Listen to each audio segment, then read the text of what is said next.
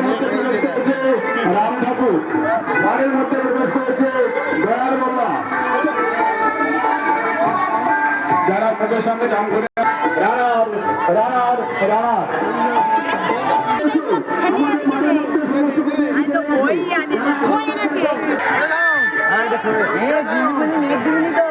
দেখি কি আনছি গুন্ডা গুন্ডা